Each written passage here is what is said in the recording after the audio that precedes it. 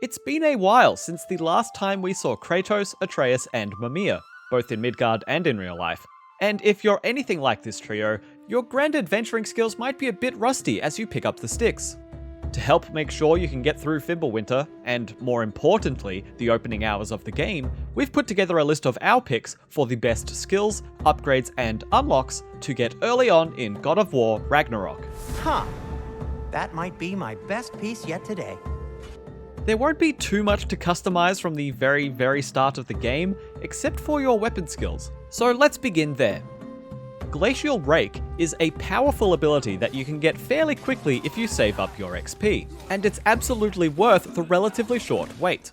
You should be able to collect the necessary 750 experience points if you save it all until just before returning home after tracking the bear in the opening hour of the game. By holding R1, Kratos drags his Leviathan axe through the ground, sending forward a shockwave of ice. This attack is very fast to use, it almost always applies frost to the enemies that it strikes, and it can hit many targets in its path. There are other skills you could purchase earlier, such as the ranged Vengeful Sickle ability, but Glacial Rake is the strongest singular skill that you can buy for the axe when you're starting out. Once you pick up the Blades of Chaos after the first hour, you have a whole other set of skills to unlock. There aren't too many options here to start out with, but we recommend saving your XP after Glacial Rake and putting the points towards Hyperion Grapple for 750 XP, which you should be able to buy right before your fight with the Huntress. By holding R1 when aiming, Kratos will yank himself towards enemies, rather than pulling them towards him. This inflicts a large amount of stun, and also allows Kratos to get close at a moment's notice. Once you visit Sindri's house for the first time, you'll have two shield options to pick from. The Dauntless shield is the classic God of War 2018 experience, rewarding parries for last-second blocks. By comparison, the Stonewall shield cannot parry enemies, but it absorbs damage from normal and even yellow attacks that can normally only be blocked by parrying with the Dauntless shield. When you charge either shield, by parrying or absorbing damage, you can unleash that energy at your enemies by double tapping L1. If you're looking for a more straightforward defense, we recommend starting with the Stonewall shield. The upcoming enemies have some unpredictable parry timings and ranged attacks, so you may be grateful for the extra defense from the Stonewall. You can also change your shield whenever you see the Huldra brothers, though be warned that you have to upgrade each shield separately, so consider figuring out which one works best for you and sticking with it for a while. Use the Frozen Flame you received for defeating the Huntress to upgrade your axe and increase the number of skills available. If you only bought Glacial Rake and Hyperion Grapple, you should have just enough points to buy anything you want for the axe. We suggest purchasing Serpent's Snare for a satisfying and powerful heavy attack that makes your target double as a ranged frost detonation bomb. You can't really go wrong with your weapon skills from here on out, but here are a few of our favourites that you might want to try first as you explore Svartalfheim. Permafrost empowers your axe with frost as you do more damage without getting hit, which is a nice passive elemental buff. And Vengeful Sickle allows your axe to repeatedly strike an enemy after you charge a light ranged attack. For the Blades of Chaos, you could get the Blazing Explosion ability for 750 XP to increase the power of your ranged heavy attack.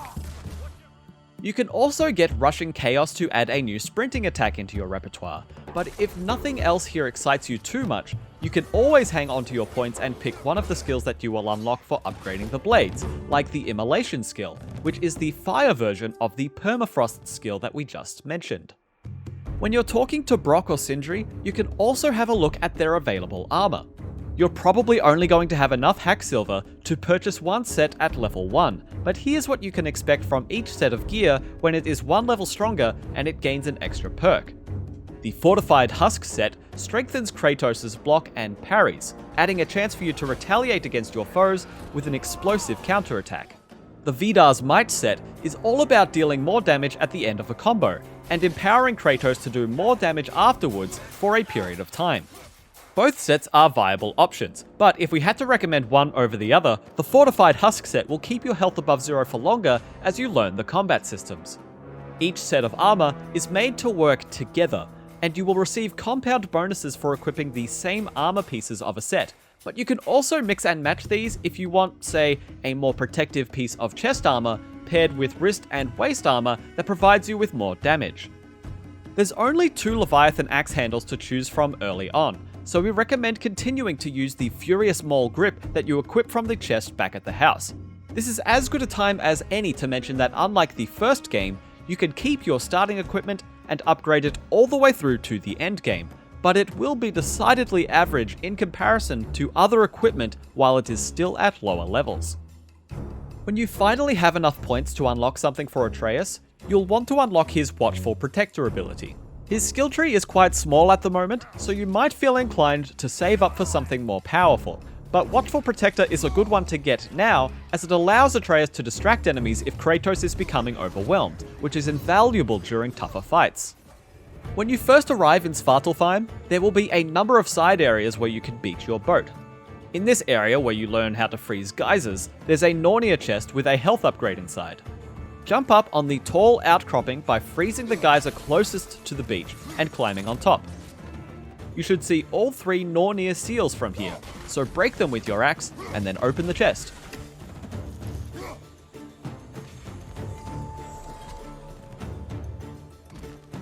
There's also another chest further in the wetlands. When you see a golden chest overlooking the river, turn to the west and row underneath the rocky bridge. Clear out the enemies, and then rotate 3 seal locks to match the symbols on this chest.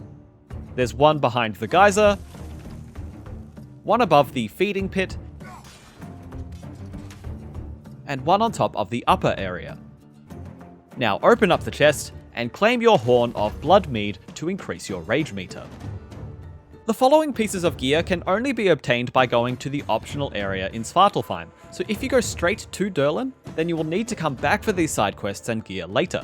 It will be a while before you can do that, so if you've been struggling at all up until this point, then these pieces of equipment can help you out a lot. If you decide to row into the Bay of Bounty for the In Service of Asgard quest to shut down the mining rigs, you will earn Nidavellir ore, a unique material which can be used to craft a unique set of armor. The Nidavellir's Finest armor set not only offers substantial increases to strength, defense, and vitality, meaning you will take less damage and have more health without losing much strength, but the chest piece will also grant a burst of health when you stun and grab an enemy. The other pieces of the armor set slow down the stun decay on enemies, and it's easily the strongest armor you'll get early on, so it's definitely worth clearing all 3 rigs before heading back to speak to Durlin.